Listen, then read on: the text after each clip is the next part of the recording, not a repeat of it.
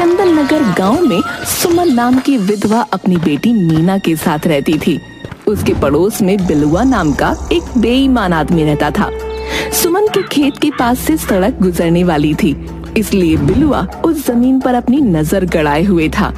एक दिन सुबह सुबह बिलुआ सुमन के घर पर पहुंचता है। देखो भाभी, भैया को मरे हुए 16 साल हो गए। मैंने आज तक जमीन पर दावा नहीं किया, लेकिन अब मेरी जरूरतें बढ़ गई हैं, इसीलिए अब मेरी जमीन मुझे चाहिए, बता रहा हूँ। कौन सी जमीन की बात कर रहे हो? अरे वही जमीन जिसे मुझे बेचकर भैया ने अपना इलाज करवाया था। क्या बकते हो? उनका इलाज तो मैंने गहने बेचकर करवाया था। देखो भाभी, भैया के मरने के बाद मैंने उस जमीन पर कब्जा ये सोचकर नहीं किया था कि मीना अभी बच्ची है, लेकिन भलाई का जमाना ही नहीं रहा। भगवान से डर बिलुआ, एक अबला के साथ बेईमानी ना बचेगी। देख लो, भलाई का जमाना। एक तो वक्त पर मदद किया और अब मैं बेईमान भी हो गया। चलो माँ, हम सरपंच जी के यहाँ चलते हैं, अब तो वही हमें इंसाफ दिलाएंगे। हाँ बेटी, अब तो पंचों का ही सहारा है। दोनों माँ बेटी सरपंच चतुर सिंह के पास पहुँच जाते हैं। बिलुआ पहले से ही वहाँ मौजूद था। बोलो सुमन भाभी, तुम्हारा क्या कहना है? बिलुआ ने तो बताया कि भाई साहब की बीमारी में तुम लोगों ने उससे जमीन बेचकर सारा पैसा लगाया था और अब उस जमीन को अपना बता रही हो। ना मीना के बाबूजी की बीमारी में इससे एक पैसा लिए हैं, ना ही जमीन इसे लिखे हैं। ये झूठ बोल रहा है। लेकिन इसके पास जो जमीन के कागज हैं, उस पर भाई साहब के अंगूठे के निशान हैं। पंच तो सबूत देखता है। अगर तुम्हारे पास कोई भी कागज है तो दिखाओ, नहीं तो बिलुआ को उस जमीन पर बाजार बनवाने दो। सरपंच चाचा, हम दोनों माँ बेटी बहुत आशा लेकर आपके पास आए हैं। इस तरह से एक तरफा सुनवाई मत कीजिए। रहने दो मीना, बिके हुए सरपंच से आशा करना बेकार है। सुना था पंच परमेश्वर होते हैं, लेकिन याद रखना सरपंच जी, ऊपर वाले की लाठी में आवाज नहीं होती। जब पड़ेगी ना तो छुपने के लिए जमीन कम पड़ जाएगी। दोनों माँ बेटी वहाँ से चली जाती हैं। देखा बिलुआ है किस तरह से माँ बेटी को समझाया। उस जमीन में से 1/4 हिस्सा मुझे दे देना। अरे सरपंच जी, बस आप इस तरह से मेरा साथ देते जाइए, फिर देखिएगा आपको गांव का सबसे बड़ा जमींदार बनवा दूंगा। इधर दोनों माँ बेटी घर पहुंचकर रोने लगती हैं। पंडित नेकचंद उधर से गुजरते समय दोनों के रोने की आवाज सुनकर वहां पहुंचते हैं। क्या बात है मीना, तुम दोनों सुबह सुबह क्यों रो रही हो? सब कुछ ठीक तो है ना? वो चाचा, बिलुआ चाचा ने हमारी जमीन हड़प ली। कहते हैं मेरे पिताजी के इलाज के समय हमने उसे बेच दिया था। ऐसे कैसे कोई जमीन ले सकता है? कोई अंधेर गर्दी है क्या? हाँ भैया, मैंने भी सरपंच जी से यही पूछा था, लेकिन उन्होंने कहा कि बिलुआ के पास मीना के बाबूजी का अंगूठा लगाया हुआ कागज है, जिसमें लिखा है कि खेत की जमीन बिलुआ को वो बेच रहे हैं। अच्छा, तभी कहूँ कि चतुर सिंह और बिलुआ आजकल क्यों एक साथ दिखाई दे रहे हैं। दो बेईमान जब मिलते हैं तो समझो कि उन दोनों के बीच जरूर कोई खिचड़ी पक रही है। खैर, भगवान सब देख रहे हैं।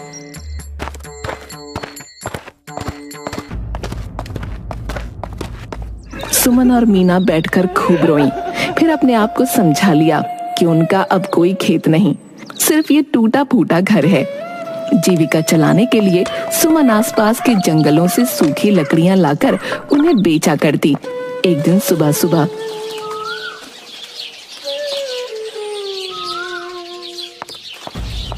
कहाँ जा रही हो माँ? 2 दिन से तुम बीमार हो, ऊपर से इतनी ठंड। जाने दे बेटा, ऐसे भी ठंड में सूखी लकड़ियां नहीं मिलती। घर में राशन नहीं है, क्या खाओगी? 2 दिन नहीं खाएंगे तो मर नहीं जाएंगे, थोड़ा आराम कर लो। सुमन मीना की बात नहीं मानती और चली जाती है। उसके जंगल में पहुंचते ही घनघोर बारिश शुरू हो जाती है। बारिश से बचने के लिए सुमन एक पेड़ के नीचे शरण लेती है। ठीक ही बोल रही थी मीना, मुझे नहीं आना चाहिए था। लकड़ियां भी गीली हो गईं, अब खाली हाथ लौटना होगा। इधर पंडित नेकचंद के यहाँ। पिताजी, बाहर बारिश हो रही है और आप तैयार होकर कहाँ जाने के लिए साइकिल पहुँच रहे हैं? अरे वो सरताजपुर में मुखिया जी के यहाँ पूजा करने जाना है। पूजा सुबह ही रखी है, उन्हें कहीं बाहर भी निकलना है। लेकिन तुम्हारी तबीयत तो ठीक नहीं है। अगर बारिश में भीगोगे तो और खराब हो जाएगी। अरे भाग्यवान, देखो अब तो बारिश भी छूट गई। लाओ मेरा थैला, मुझे जल्दी पहुंचना है। इधर जंगल में बारिश समाप्त होते ही सुमन वहाँ से निकलती है। तभी वो फिसल कर गिर जाती है और वहीं बेहोश होकर गिर पड़ती है। उसी समय ज्ञानचंद वहाँ से गुजरता है। अरे पेड़ के नीचे कौन गिरा पड़ा है, जरा देखो तो। पेड़ के पास पहुंचकर, अरे ये तो सुमन भाभी है। भाभी, भाभी उठो, यहाँ कैसे गिरी पड़ी हो? ओह, लगता है बेहोश हो गई है। ज्ञानचंद साइकिल पर लाद कर किसी तरह वैद्य के पास ले जाता है, लेकिन वैद्य मामले की गंभीरता को देखते हुए शहर ले जाने की सलाह देते हैं। ज्ञानचंद मीना के साथ सुमन को लेकर शहर के डॉक्टर के पास पहुंचता है। ये कब से बेहोश है? करीब 1.5 घंटे से डॉक्टर साहब। बारिश थमने के बाद मैं रास्ते में जा रहा था तो देखा कि पेड़ के नीचे गिरी थी। देखिए, गिरने के कारण इनके सर में चोट आई है, उसी कारण ये बेहोश हो गई हैं। वैसे ये बहुत कमजोर हैं, क्रिटिकल कंडीशन है। इन्हें 3-4 दिन मुझे अपने ऑब्जर्वेशन में रखना होगा। तीसरे दिन सुमन को होश आता है। डॉक्टर साहब देखिए ना, माँ को होश आ गया। गुड। देखो ये बहुत कमजोर है, इनके खान पान पर विशेष ध्यान देने की जरूरत है। अभी इन्हें जो खाने का मन है वो खिलाओ। माँ क्या खाओगी? मुझे हुआ क्या था, तुम लोग मुझे कहाँ ले आए हो? माँ तुम जंगल में पता नहीं कैसे बेहोश हो गई थी। अरे हाँ, मेरा पैर फिसल गया था। उसके बाद क्या हुआ मुझे नहीं पता, कुछ चटपटा खाने का मन कर रहा है। तभी ज्ञानचंद वहाँ आते हैं। अब कैसी हैं भाभी? अभी अच्छी हूँ, धन्यवाद पंडित जी। आप ना होते तो शायद मैं जिंदा ना रहती। मीना अकेले क्या करती। अरे भाभी, सब ऊपर वाले की लीला है, हम सब तो एक कठपुतली हैं। बेटा मीना, ये लो पैसे, बाहर से कुछ चटपटा खाने को ला दो। मीना बाहर जाकर देखती है तो वहाँ पर सिर्फ फल, जलेबी, पूरी यही सब मिल रहा था। तभी उसकी नजर मोमोज पर पड़ती है। दुकानदार से पूछने पर वो बताता है कि तीखी चटनी के साथ खाया जाता है। मीना मोमोज लाकर माँ को खाने के लिए देती है। वाह, क्या है ये? बहुत अच्छा और स्वादिष्ट पकवान है। दुकानदार ने इसका नाम मोमोज बताया। तुझे अच्छा लगा माँ? घर जाते समय 1 प्लेट और खरीद लूंगी। ठीक है बेटी, ये ले, एक तू भी खा के देख। मीना मोमोज खाकर देखती है, उसे भी मोमोज बहुत अच्छे लगते हैं। घर जाते वक्त 1 प्लेट मोमोज वो गांव ले जाती है।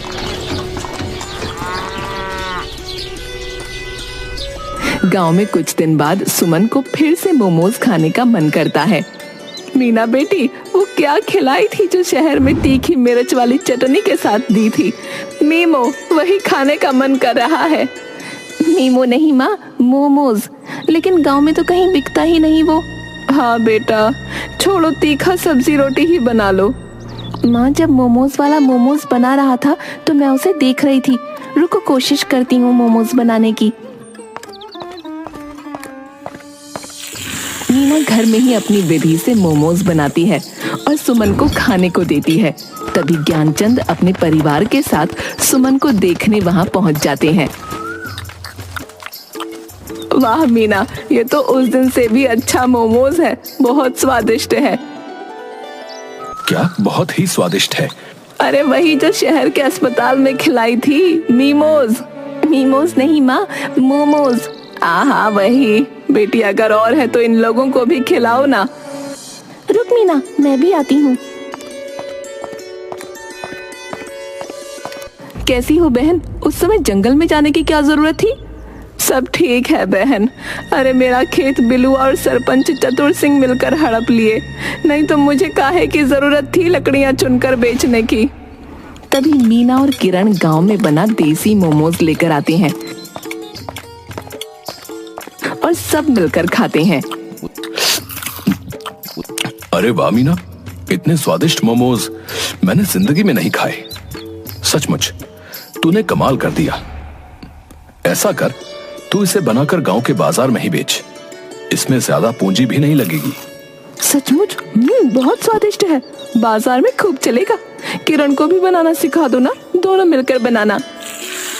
मीना और किरण मिलकर दोनों गांव में ही देसी मोमोज बनाकर गांव के बाजार में बेचने लगती हैं। जल्द ही देसी मोमोज का टेस्ट गांव के लोगों में फेमस हो जाता है।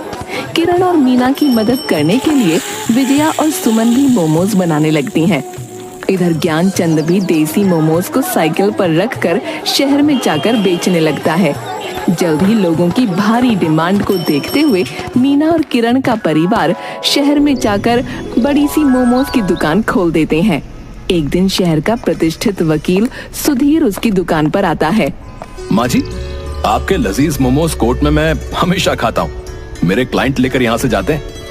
आज इधर से गुजर रहा था तो सोचा क्यों ना यहीं बैठकर खाया जाए। बहुत अच्छा किया बेटा, टेबल पर बैठो, मैं अभी मोमोज लेकर आती हूँ। वैसे आप लोग शहर में नए लगते हो, ये मोमोज बनाने का आइडिया कहाँ से मिला?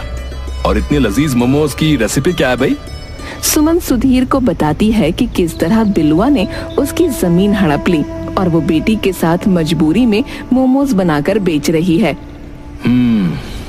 इस तरह से जमीन कोई नहीं हड़प सकता, उसके लिए कानून है। मैं आपकी जमीन वापस दिलवाऊंगा। सुधीर नाजायज तरीके से जमीन पर कब्जा करने के खिलाफ बिलुआ और चतुर सिंह पर कोर्ट में केस दाखिल कर देता है। कुछ दिनों बाद कोर्ट चतुर सिंह और बिलुआ पर 25-25 हजार रुपए का जुर्माना और 6 महीने के कारावास का फैसला सुनाती है। सुमन जमीन वापस मिलने से खुश हो जाती है। मीना की मोमोज की दुकान शहर की सबसे फेमस दुकान हो जाती है।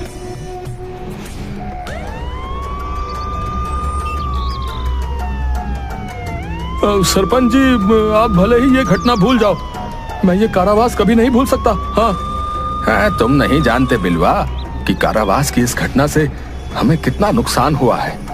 शायद अब हम कभी भी सरपंच ना बन पाए। सुना है उनका शहर में मोमोज का दुकान बहुत ही अच्छा चल रहा है। अच्छी चल रही है? अरे शहर की टॉप 5 बिजनेसमैन में उनका नाम है। वो चाहे तो आधा गांव खरीद ले भाई।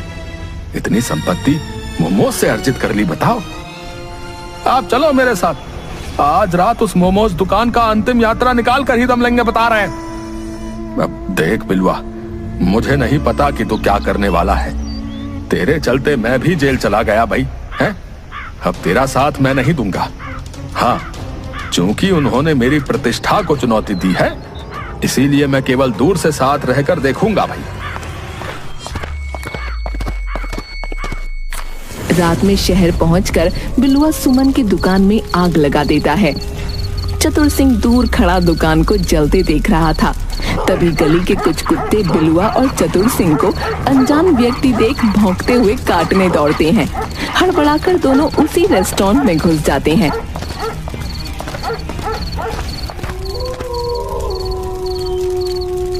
अरे कमीने, हैं? तेरे चलते आज कुत्ते से छिपते फिरने के दिन आ रहे हैं।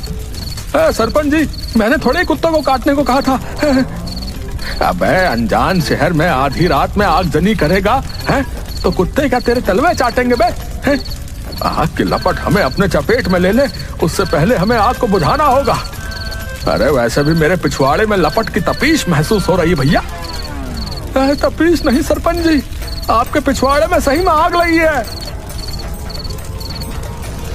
अबे देख क्या रहा है? अरे बुझा इसे जल्दी बे। सवेरे तक दोनों आग बुझाते बुझाते घायल हो जाते हैं। आग की खबर सुन सुमन और मीना वकील सुधीर के साथ वहां पहुंचते हैं। अरे चतुर चाचा और बिलुआ चाचा, तुम दोनों यहाँ क्या कर रहे हो? अरे पहले हमें बचाओ, बाद में बताऊंगा कि कैसे यहाँ पहुँचा।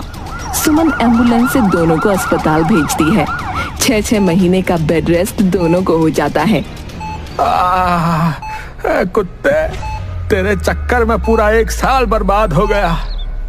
कोई बात नहीं, इस बार ऐसा प्लान बनाऊंगा कि फेल होने का सवाल ही नहीं है। कमीने, दूर हो जा मेरी नजरों से अभी के अभी। सिस्टर, इसे दूसरे वार्ड में ट्रांसफर करो। तभी मीना मोमोज लेकर वहां आती है। ये लो सरपंच जी, मोमोज खाओ, सवेरे से भूखे होंगे ना, माँ ने भिजवाया है। लाओ, मुझे भी 2 चटपटा तीखा मोमोज, कल रात से भूखा हूँ।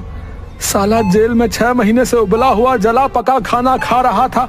बिलुआ के हाथ से टकराकर मोमोज की लाल मिर्च वाली चटनी चतुर सिंह के जले हुए जख्मों पर गिर जाती है। अरे कुत्ते बिलवा, अरे तूने मेरे जले पर मिर्ची लगाई है रे।